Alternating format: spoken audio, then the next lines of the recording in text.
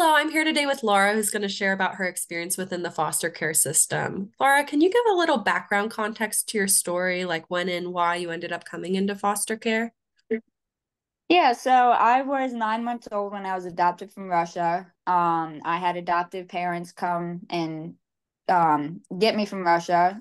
When you are a baby in an orphanage in Russia, you don't get the motherly bond because they were just so very understaffed. And so I didn't have that. And when I came to America, me and my adopted mother didn't get along. We had our troubles. Some of it was she was just controlling and had her issues and demons she was fighting with, and some of it got lashed out.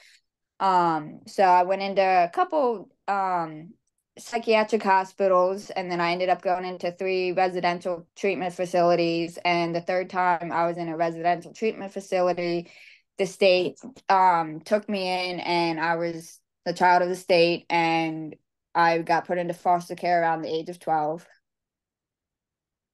And while you were in foster care, can you share a little bit about your experience? Were you in one home? Did you move around? So I was in numerous homes. I was probably in foster care, but for about 5 to 7 years, and I would say I was probably in about five homes. It was a lot of moving around and stuff, and it really impacted me today. And when we were preparing for this, you mentioned some thoughts about the importance of ways families treat youth compared to their birth children. Can you speak to that? Yeah, so when I was in high school, I played basketball, and I was in this foster home that had a biological daughter. She would do track and soccer, and they would show up for every track and soccer meet, but not once be in the stands for any of my basketball games. I would be on the bus with my coach on away games, coming home.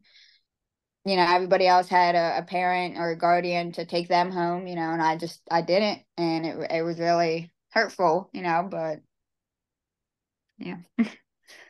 And I think you mentioned when we were chatting how you had that experience, but the family had a birth child that they showed up for every game for, right? Yes. Yeah.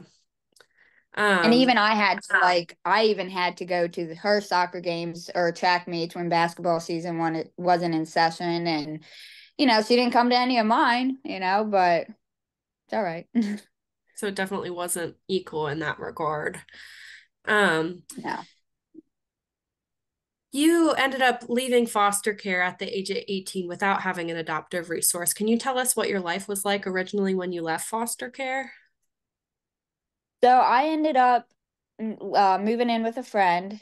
It didn't go as planned. I probably lived there for about 3 to 6 months. And then I knew a foster family from my adopted sister.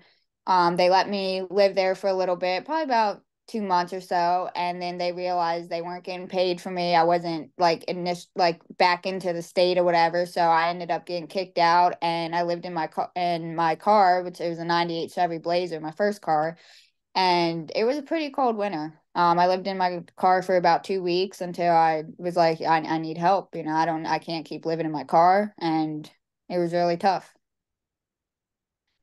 Can you speak to what things you think older youth might need support with from a family specifically? Like perhaps what things could have helped you during that time? Yeah, so I mean, I definitely could have had a better caseworker. I think there was some miscommunication in there. But when it comes to more foster family, I do think that they should be more willing to help, regardless if you're 2 or you're 20. We are kids that don't know a whole lot. Maybe we didn't have enough education, or we didn't just, we had so much chaos in our lives, we didn't get a chance to really learn much from school, and just simple things as learning how to do taxes, or knowing stuff about credit card debt, and just having the support if you don't have a place to go, or a family to call, them showing their love and their affection like they would any other kid. As a former foster youth yourself, what would you say to those families who might fear providing permanency or adopting an older youth? I would honestly say do it. I mean, they could be on their last chance of where I may not ever get help. I don't have anybody that loves me.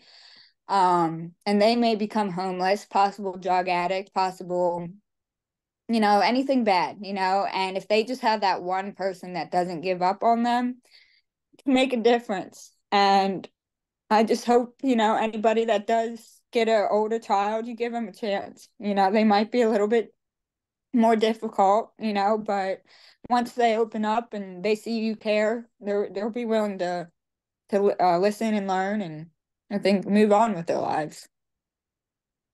And you have an amazing story that, despite the outcomes for many youth who age out of foster care without a resource, you have built a great life for yourself. Can you tell us a little bit about your life and your successes now?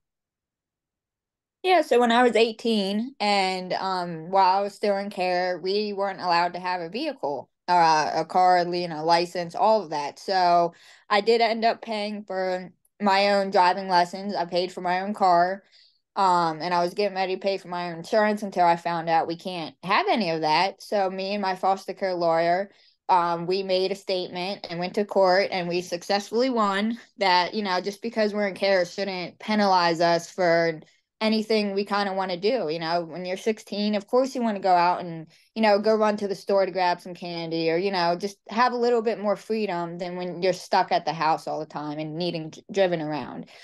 So there's actually a guy in Texas, and you can look the story up on the internet. He used my story, and it helped him become driving teen and foster care, and changing just not my generation, but people across the state, across the country, helping them realize that it's okay to stand up, female, male, whoever you are. If you think you deserve something, go for it. So I did that. And then I did end up getting my college degree. I got criminal justice associates, and then I started going to the state police, and I passed my written and oral exam, but I did back out due to fear of my past, possible things that could withdraw me from it.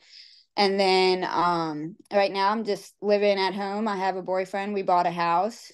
I have a great dog I've been taking care of for 7 years, and life's been pretty good. I made a good life for myself, and I didn't end up with drugs or alcohol, rehab, no prison.